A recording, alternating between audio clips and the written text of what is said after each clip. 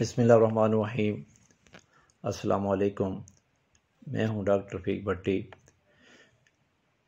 इससे पहले मैंने आप लोगों को एक क्लिप के अंदर ये बताया था हेल्थ वर्कर के तरीक़ाकार के बारे में कि एक हेल्थ वर्कर जब अपने इलाके में किसी ख़ानदान का घर का विज़िट करती है तो वो क्या तरीक़ा इस्तेमाल करती है कि वहाँ से मालूमात भी हासिल हो जाएं और उनके समझने की सलाहियत भी उसको अंदाज़ा हो जाए, तो फिर उसके हिसाब से उसने उनके साथ बात करनी है और उनको किसी मसले पर समझाने की कोशिश करनी है।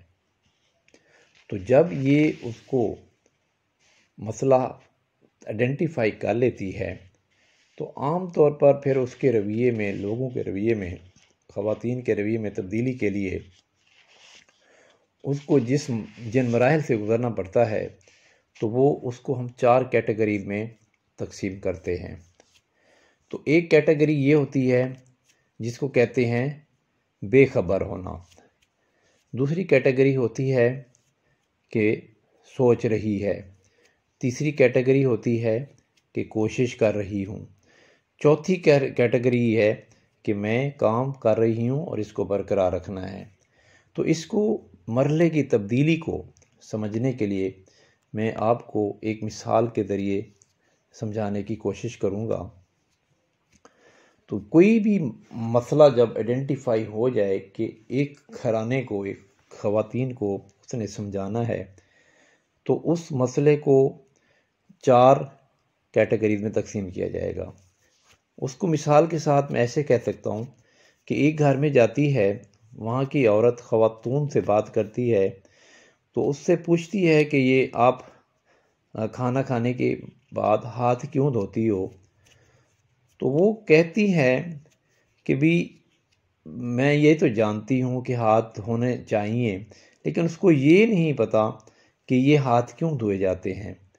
यानी ये बीमारी से बचने के लिए, ताकि हाथों का जरासीम होते हैं और ये जब हम इससे के साथ खाना खाते हैं तो इससे बीमारी नहीं होती, हम बीमारियों से महफूज होते हैं। उसको इतना तो पता था कि हाथ धोने चाहिए, पर इतना नहीं पता कि ये क्यों धोने चाहिए। तो ये पहला रवैया है, ये पहली कैटेगरी है जिसको कहते हैं बेखबर होना।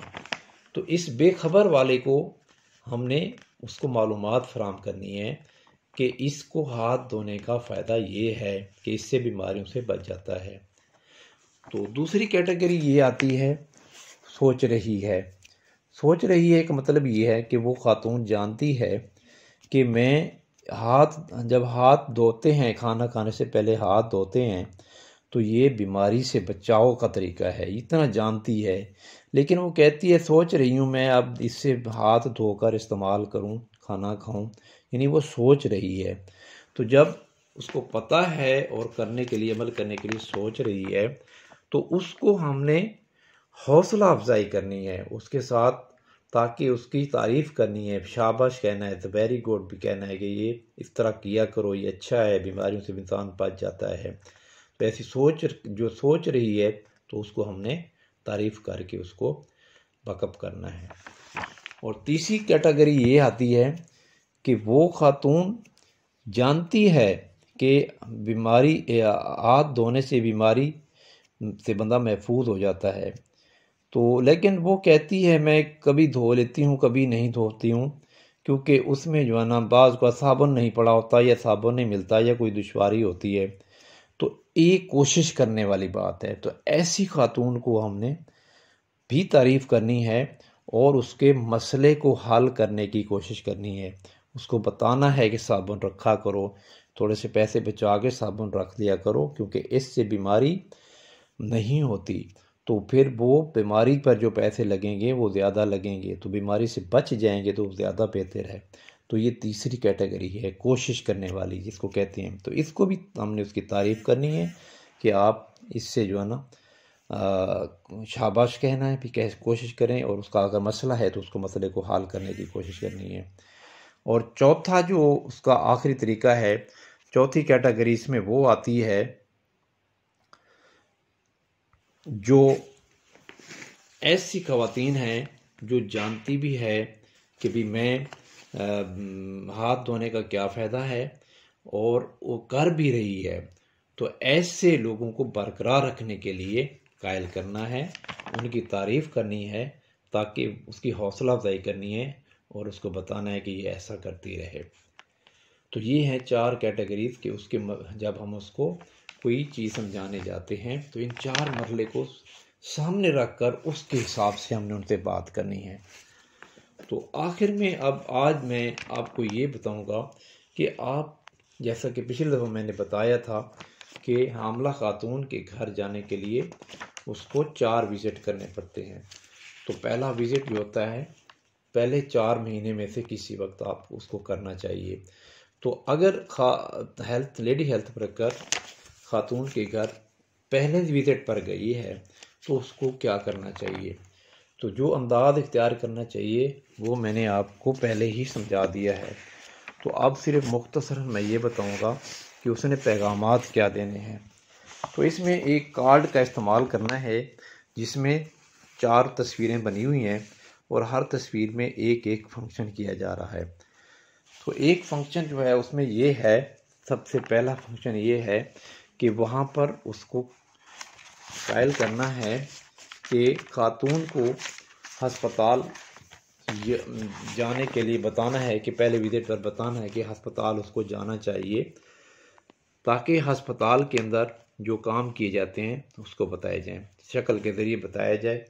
पहला पैगाम ये देना है कि वहाँ उसका जो है ना आसान ज़बान में हमने बताना है, लेकिन आप लोगों को ये समझा रहा हूँ कि उसका खून चेक किया जाता है। खून की कमी तो नहीं है, उसकी आंखों को देखकर पता चल जाता है, या उसका खून का हीमोग्लोबिन चेक करके पता चल जाता है कि उसमें खून की कमी तो नहीं है। अगर उसको खून की कमी है तो उसको फौलाद की गोलियां और फॉलिक एसिड की गोलियां दी जाएंगी, ताकि वो उसका दौरान पैदाइश, बच्चे की पैदाइश के दौरान उसका खून कम ना पड़ जाए। दूसरा, उसका वहाँ पर उसको बताना है विज़िट के दौरान हमने कि आपने अस्पताल जाना है, आपने चेक करवाना है। वहाँ पर ब्लड प्रेशर चेक किया जाता है।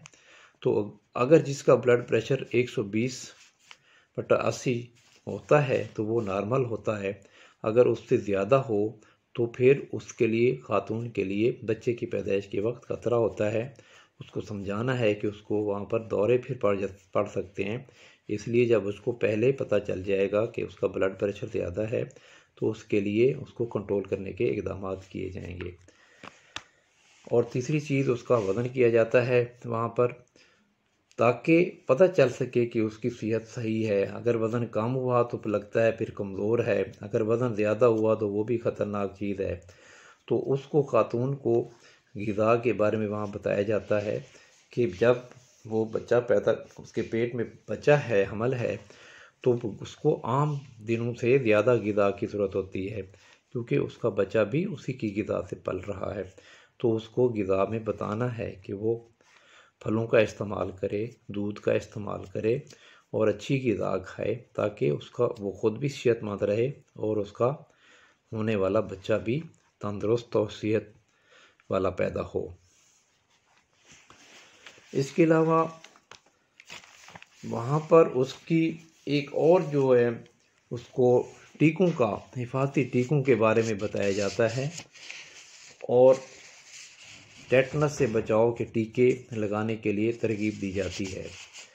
तो आमतौर पर जो वो टीकों का शेड्यूल है उसको बताया जाता है कि 15 साल से 49 साल वाली ख़वातीन जो कि बच्चा पैदा करने की उम्र है, इन ख़वातीन को बच्चे की पैदाइश के दौरान ख़तरा होता है कि कहीं उसको टेटनस ना हो जाए, उसके बच्चे को टेटनस ना हो जाए, क्योंकि जब नाड़ू काटते हैं तो एक ज़ख़म, ओपन ज़ख़म होता है, वहाँ से अगर वो साफ़ सुथरा ना काटा जाए तो उसमें से जरासीम दाखिल होके उसकी माँ को या बच्चे को टेटनस पैदा कर सकते हैं।